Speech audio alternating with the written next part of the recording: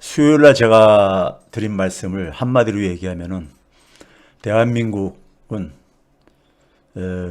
대한민국의 민주주의, K민주주의 때문에 20세기와는 다른 새로운 선진국을 대한민국이 제일 처음으로 만들 수 있을 것이다. 그러면 우리가 K민주주의의 주역은 누구냐? 당연히 촛불시민이죠. 촛불시민 때문에 저는 이번 선거도 기적을 만들 수 있을 거라고 생각을 합니다. 그래서 오늘 그와 관련된 말씀을 좀 드리도록 하겠습니다. 제가 지난 방송 때 말씀드렸듯이 우리 사회를 더 이상 보수와 진보로 구분하지 말자. 왜 그러냐면은 저는 학문을 하는 사람입니다. 근데 보수와 진보 개념이 우리 사회를 설명할 수 없기 때문입니다. 우리 몸에 안 맞는 옷을 억지로 그러니까 우리가 입고 있을 필요가 없지요. 그래서 저는 우리 사회를 설명할 수 있는 것은 공정 대 부패다. 부패 대 공정이다. 이렇게 저는 설명을 드리고 싶고요. 지난 시간에 말씀드렸듯이요. 우리 사회 속에서의 불평등.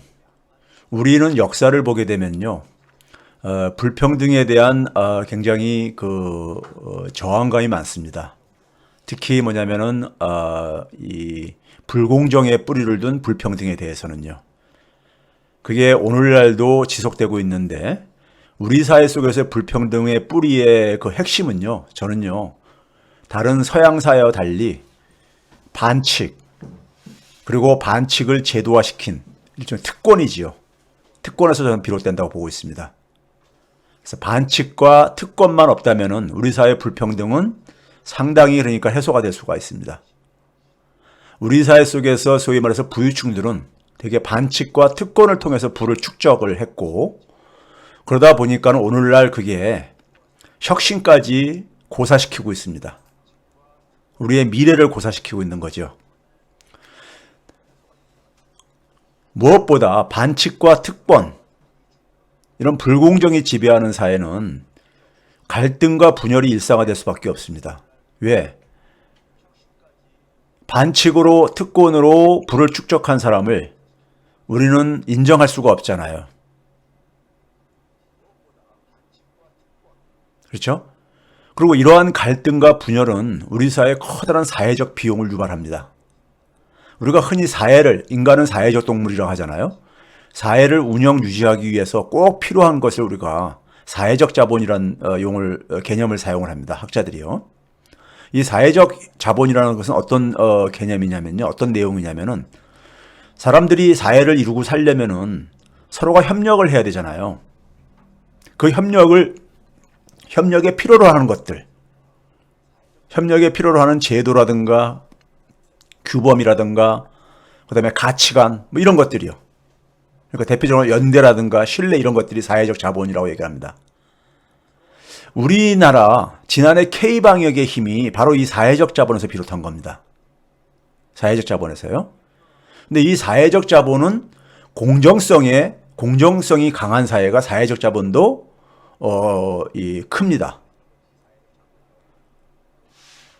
이 사회적 자본하고 부패하고 밀접한 관계가 있습니다. 사회적 자본이 기본적으로 공정성에서 우리가 비롯한다는 것은 우리 사회의 불공정성은 그만큼 사회적 자본을 약화시킨다는 얘기고 그 사회적 자본이 약간 불공정이 심해지게 되면 부패가 이제 우리가 싹튼다는 얘기잖아요. 우리 사회 그러니까 소위 이른바 자칭 보수 집단은 부패 집단이거든요. 이들은 뭐냐면 반칙과 특권을 가지고 자신들 개인의 그러니까 우리가 이 기득권을 재생산하는 집단들입니다. 그걸 제가 구체적으로 보여드릴게요.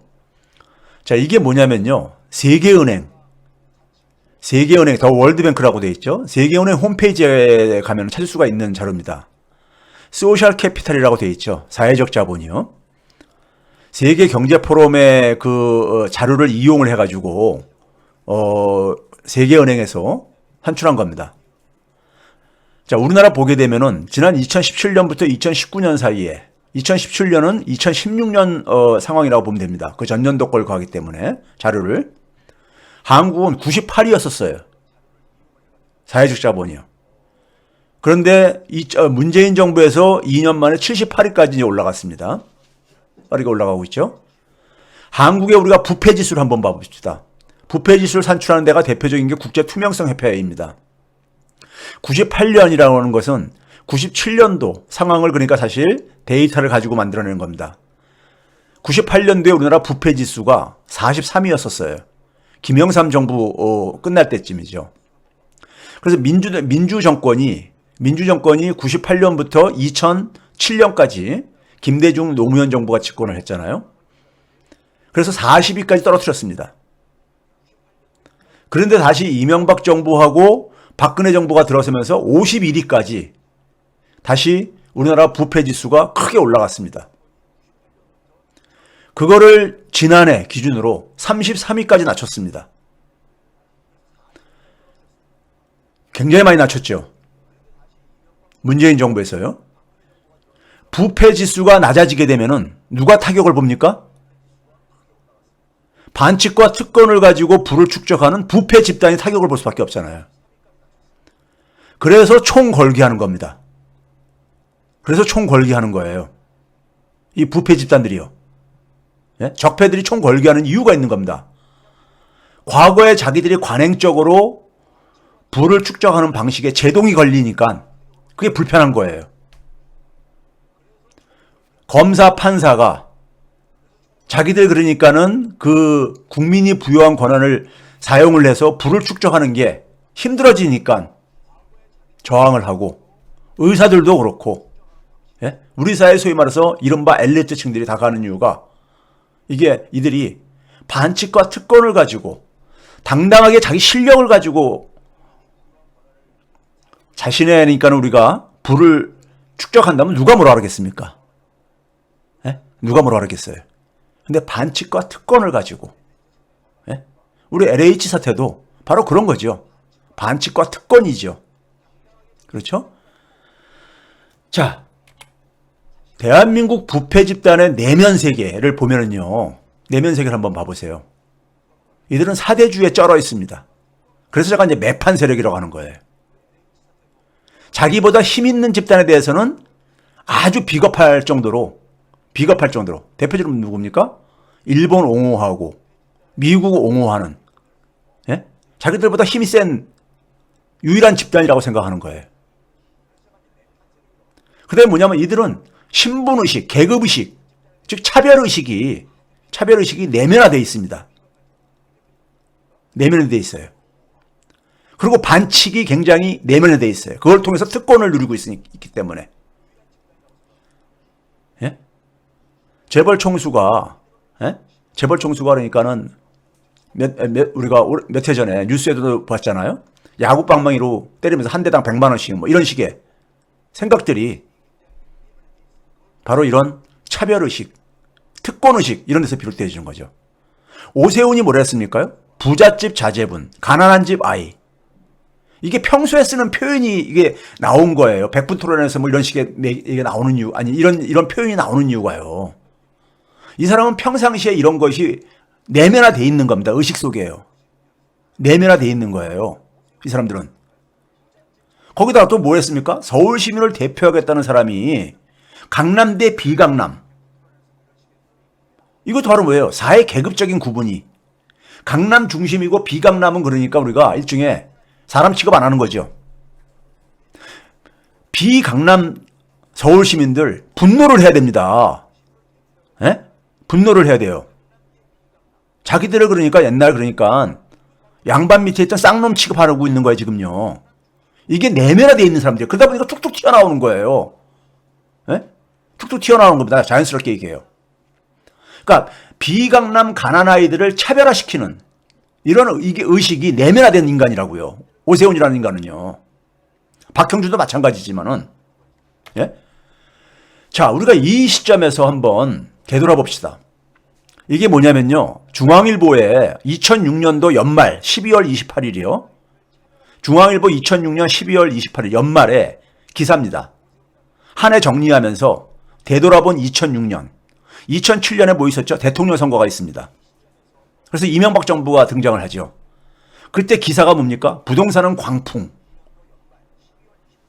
그래서 서울과 수도권 아파트가 급등에 대해서 정부 정책에 대한 불신. 이거 최근하고 비슷하지 않아요? 올해 부동산 시장은 상처만 남기고 막을 내렸다. 집값은 서울 수도권에서 노무현 정부 출범 이후 가장 많이 올랐다. 올 들어 서울을 포함한 수도권 전체 아파트 값은 31.3%나 올랐다. 80년대 말 폭등 수준에 버금갔다. 이런 기사를 쏟아내요. 2006년 말에. 그리고 그 다음에 선거가 있었습니다. 최근 상황하고 상당히 비슷하지 않아요? 자, 그리고 나서 이명박 정부가 들어섰죠.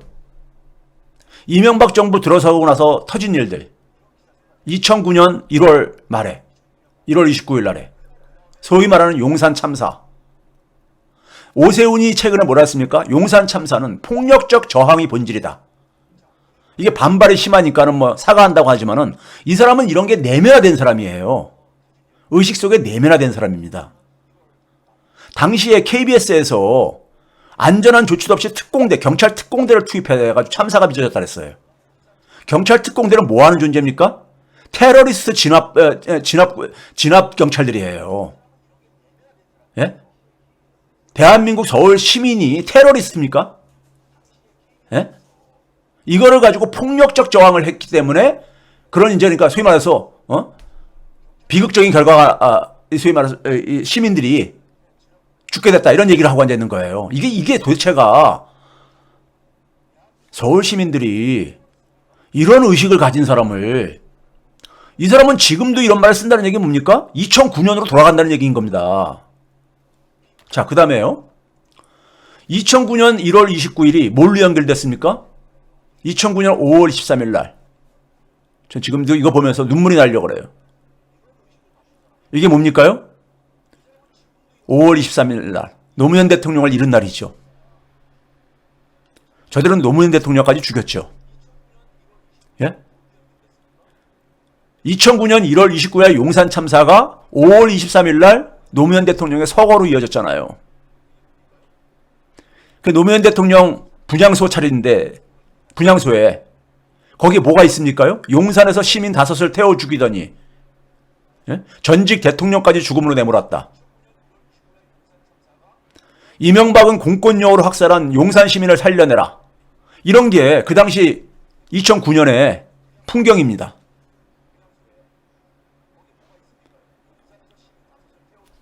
자, 5월 23일 날 우리의 님을 잃고 나서 덕수궁합 분향소 모습입니다. 봉화에 끊이지 않는 줄이 분향소를 향해서 가고 있죠. 이게 5월 23일 날이요. 그 다음 날 폭우가 쏟아졌습니다. 전 국민의 슬픔을 하늘도 알았는지 폭우로 응답을 했죠. 이 폭우 속에서도 줄이 계속 이어졌죠. 지금 이때만 생각하면 다시 눈시울이 저도 뜨거워지는데요. 자, 부패 집단의 내면 세계는 그때나 지금이나 똑같습니다. 그 당시에 우리가 2009년도에 YTN 뉴스입니다. 교육부의 간부가 그 유명한 말을 하죠. 민중은 개돼지 취급해야 된다. 이랬어요. 누가요? 이 양반이. 나향욱 교육부 기획관이면은 고위 공무원입니다. 고위 공직자예요. 이 사람이 영화의 대사를 인용하면서 신분제를 옹호했죠. 나는 신분제를 공고화시켜야 한다고 생각한다. 경향신문에 보도가 됐던 얘기입니다. 그 당시 영화의 내부자들이라는 영화 있었잖아요. 거기 뭐냐면 무슨 대사가 나옵니까? 어차피 대중들은 개돼지다. 적당히 지저대다가 알아서 조용해질 거다. 이런 의식들을 갖고 있는 사람 저 살면서요. 대학 교수하다 보면은 우리 사회 엘리트들을 굉장히 많이 만날 기회가 있습니다. 그 중에 상당수들이 이런 생각들을 갖고 있어요, 진짜요. 진짜로 갖고 있습니다. 보통 사람들이 어떻게 취급당하고 있는지 국민들은 아셔야 됩니다. 자, 대한민국 보통 사람들의 지금 분노하고 있죠. 왜 그렇습니까요? 사람들이 과연 행복한가? 자기 자신은 행복한가? 행복하다고 자신있게 얘기할 수 있는 사람이 많지 않은 거예요. 왜? 고용도 불안하고, 노후도 불안하고, 자녀의 미래도 불안하고, 불공정에 대한 불만도 불공정으로 인해 가지고 소위 말해서 부를 축적하는 이런 사람들을 보면서 소위 지도자급들이나 사람들이라든가 공직자들이 하는 것을 보면서 참 분노가 터지지요. 보통 사람들의 분노 저는 이해합니다. 이해하는데요. 자, 2007년을 우리는 반복할 수 없습니다. 지금 이러한 보통 사람들의 분노, 절망감이 왜 생긴 거예요? 바로 부패 집단들이 여전히 그러니까 우리 사회를 지배하고 있습니다. 대통령만 바뀌었을 뿐이지. 대통령만 바뀌었을 뿐이에요. 대통령이 헌법을 존중하고 민주주의 절차대로 하려다 보니까는 절차대로 할 수밖에 없다 보니까는 이들을 그러니까는 청소하기가 쉽지가 않아요. 자, 최근에 우리가 이게 뭐냐면 OECD 홈페이지입니다. OECD 홈페이지에 들어가시면은 주택 가격에 대한 지수가 있습니다. 지금 부동산 때문에 문재인 정부에 대해서 분노를 하고 계시잖아요. 많은 보통 사람들이요. 자, 저도 지금보다 더 잘했으면은 좋았을 이런 제가 방송에서도 부동산 정책에 대한 아쉬움을 많이 얘기한 사람입니다. 자, 그런데 우리가 객관적인 지표를 봅시다. 2015년을 100으로 할 때 2020년 3분기, 지난해 3분기까지가 추산이 돼 있는데 주택가격 상승률입니다. 대한민국 2015년부터 5년 사이에 8% 정도 올랐습니다. 주택가격이요. 이게 OECD 자료예요. OECD 평균 얼마 올랐냐? 30% 올랐습니다. 미국 42% 올랐습니다. 중국 47% 올랐습니다.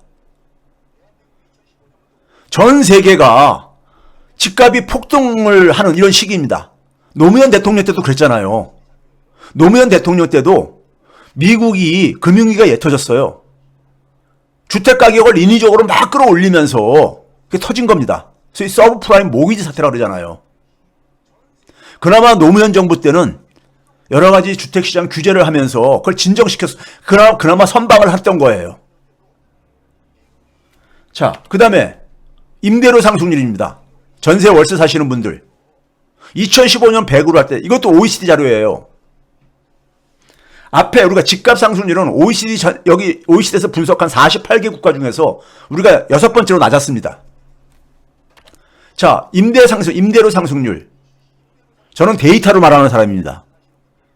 대한민국 4.8% 올랐습니다. 유럽 평균이 7% 올랐습니다. 독일조차도. 독일은 굉장히 우리가 주거가 안정되어 있는 나라로 얘기하잖아요. 거기서 한 8% 올랐습니다. 미국 한 21% 올랐습니다. 우리나라의 보통 사람들이 부동산 가격 오른 거로 화나는 거 이해합니다. 그런데 국제적인 비교를 좀 해보자 이거예요. 비교를 해보자는 겁니다. 예? 물론 더 잘했으면 좋았죠. 더 잘할 수 있었고요.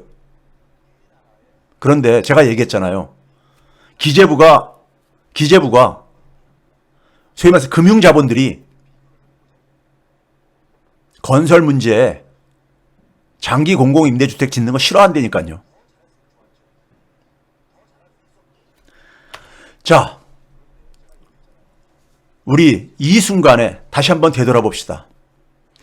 2009년에 우린 힘을 잃었어요.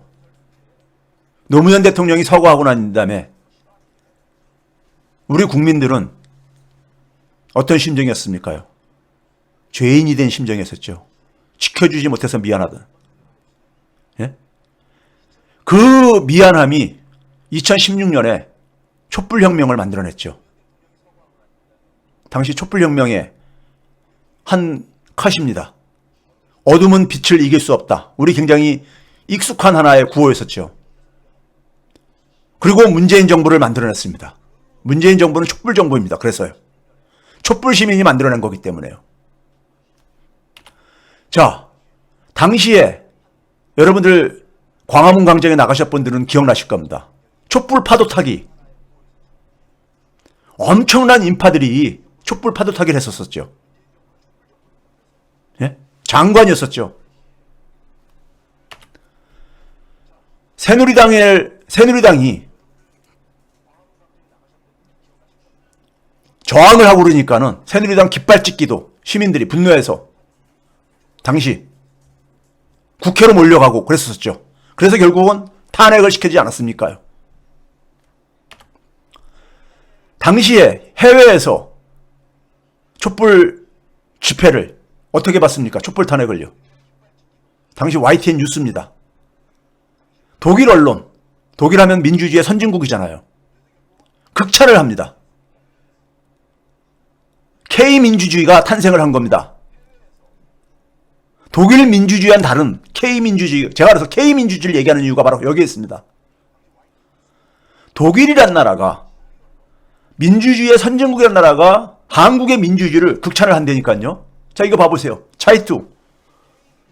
독일의 유명한 신문사죠. 차이투에서 한국 시위는 민주주의의 모범이다. 대한민국의 민주주의를 극찬을 했어요. K민주주의의 보유국이 K민주주의를 만든 게 촛불 시민들입니다. 지난 시간에 제가 얘기를 했듯이요. K민주주의는 우리의 엄청난 자산입니다. 엄청난 자산이에요. 자, 당시에 독일에서 뭐라고 했습니까요? 한국의 정치는 시민이 만드는 거예요. 촛불 시민이 만들고 있는 거예요. 여러분들 지금 민주당에 대해서 실망하시는 분들, 저도 마찬가지로 실망을 많이 합니다. 지난 1년 동안을 되돌아봤을 때요. 근데 우리가 언제 정치권 때문에 우리 민주주의가 이렇게 발전을 했습니까? 촛불 시민이 만든 거예요. 촛불 시민만 중심을 잡는 한 정치권은 항상 우리가 주도했던 겁니다. 예? 해외에서 그렇게 보고 있잖아요. 촛불 시민을 믿으세요.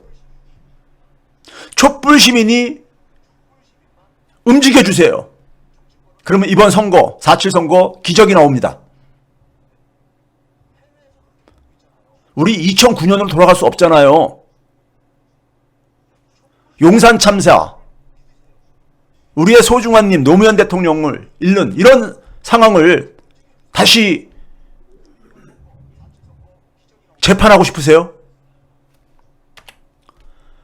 자, 저는 우리나라의 위대한 촛불 시민의 모습의 한 컷이 이거라고 봐요. 이게 연합뉴스에 찍은 사진인데, 당시에 집회를 하고 청소, 쓰레기가 하나도 없었다 그러잖아요. 쓰레기 치우는 건 뭐 당연한 거고, 이 외국인들도 이런 모습에 감동을 했었죠. 거리에 떨어진 촛불, 촛농까지 치우는 모습입니다. 이게 대한민국의 촛불 시민이에요. 제가 대한민국의 민주주의, K민주주의라고 얘기하는 이유가 있습니다. 이게 자율성이죠. 자율성. 독일이나 영국이나 미국에서는 이런 모습 절대 안 나와요. 절대 안 나옵니다. 이거 아셔야 돼요. 국민들이요. 우리 민주주의에 대해서 굉장히 자긍심 가질 필요가 있습니다. 21세기의 가장 중요한 규범은 뭐예요? 자율성하고 협력입니다. 지금 산업계가 지각변동하고 있는 플랫폼 경제도 바람직하게 만들려면요, 자율성과 협력이 뒷받침돼야 돼요. 그래야지만 연대의 가치가 나오거든요. 근데 우리 촛불 시민들이 있기 때문에 가능한 거예요. 자, 그래서 저는 이번 4.7 선거, 촛불 시민이 기적을 만들 수 있다고 자신을 합니다. 정치권만 쳐다보지 맙시다. 정치권도 우리가 움직여야 되죠. 서울, 부산, 민주당이 장악하고 있잖아요. 자기 지역에 있는 구의원, 시의원, 국회의원들한테 전화합시다. 마지막 순간까지 힘을 내달라고. 조직력을 총동원하고 촛불 시민이 나서면은 기적은 만들어집니다. 대한민국이 여태까지 지난 40년 촛불 시민이 지켜온 나라입니다. 지난해 K방역 촛불 시민이 만든 것입니다. 지금 상당히 지난 1년 넘게 코로나 바이러스 재난으로 인해서 힘든 거 이해합니다. 그리고 미안합니다. 정부가 더 잘할 수 있는데, 민주당이 더 잘했어야 되는데, 그래도 우리 촛불 시민들 지칠 수 없지 않습니까? 포기할 수 없지 않습니까? 왜? 이 나라 내 아이들이 살아갈 곳입니다. 우리가 포기를 하면은 내 아이들의 미래는 없습니다. 내 아이들의 미래는 없어요. 내 아이들을 개돼지 취급받으면서 살게 할 것입니까? 내 아이들이 차별받고 살아가는 나라로 만들고 싶습니까? 선량한 시민들을 폭도 취급하는 나라에서 살고 싶습니까?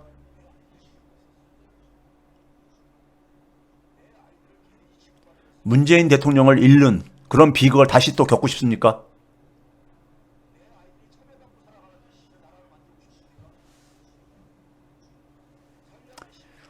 (2016년) 이전으로 돌아갈 수는 없습니다. 역사의 바퀴를, 수레바퀴를 뒤로 되돌릴 수는 없습니다. 촛불 시민들이 마지막까지 힘을 내시고, 그리고 하늘의 뜻을 기다립시다. 촛불 시민들이 우리가 2009년 5월 24일 날 온 국민의 슬픔이, 눈물이 폭우로 바뀌었듯이 하늘이 감동을 하는 겁니다. 촛불 시민들이 지치지 않고 포기하지 않으면요, 하늘이 감동을 합니다. 사람들의 마음을 움직일 수 있습니다. 주변 사람들의 마음을 움직일 수가 있어요. 저는 여러분들을 믿습니다. 저는요, 국회의원, 대통령보다도 촛불 시민을 믿습니다. 촛불 시민을 너무너무 존경합니다. 촛불 시민들이 있는 한 대한민국은 살만한 나라이고 희망이 있고, 그리고 세계 최고의 나라가 될 수 있는 나라이기 때문입니다. 여러분, 지치지 말고 포기하지 말고 힘을 내주세요. 네. K민주주의를 위해서, K민주주의는 많은 희생을 통해서 우리가 얻은 결과입니다. 이걸 후퇴시킬 수 없지 않습니까? 사람이 최선을 다하고 그리고 나서 하늘에 저걸 기다려야 되는데, 최선을 다했을 때 하늘도 응대를 해줍니다. 자, 그래서 우리는 지금 부패 세력들한테, 부패 집단들한테 서울과 부산, 대한민국의 핵심 지역 중에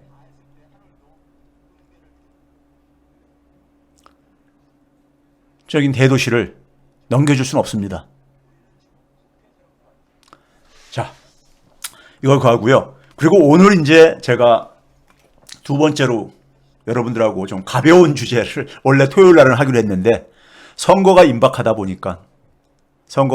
보니까는 지난번에 말씀드린 이 주제, 즉 우리 사회 구분을 더 이상 보수와 진보로 구분하는, 이건 지식인들의 잘못입니다. 보수와 진보로 구분하지 말고 부패 집단과 공정 집단으로 나눠야 된다. 지금 우리는 부패 세력과의 전쟁을 하고 있는 겁니다. 우리 사회의 공정성을 강화하면 부패 집단은 분리수거가 됩니다. 지금 마지막 발악을 하는 거예요. 너무너무 뻔뻔하잖아요. 증인들이 나와도 인정을 안 하고 너무 뻔뻔하지 않아요? 저 사람들이 어떻게 사람입니까? 예?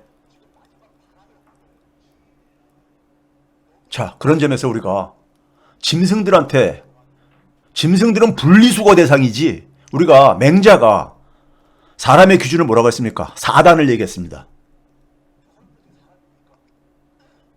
수호지심, 부끄러워할 줄 알아야 되고, 측은지심. 어려운 사람들을 보게 되면 측은한 마음이 생겨. 마지막에 시비지심도 있죠. 시비지심이 뭡니까? 옳고 그름을 구별할 줄 아는 정의감이죠. 이런 게 없으면은 이건 사람이 아니라고 했어요. 옛 성현이요. 지금 저쪽 한번 봐보세요. 성현의 그 기준에 맞는지를.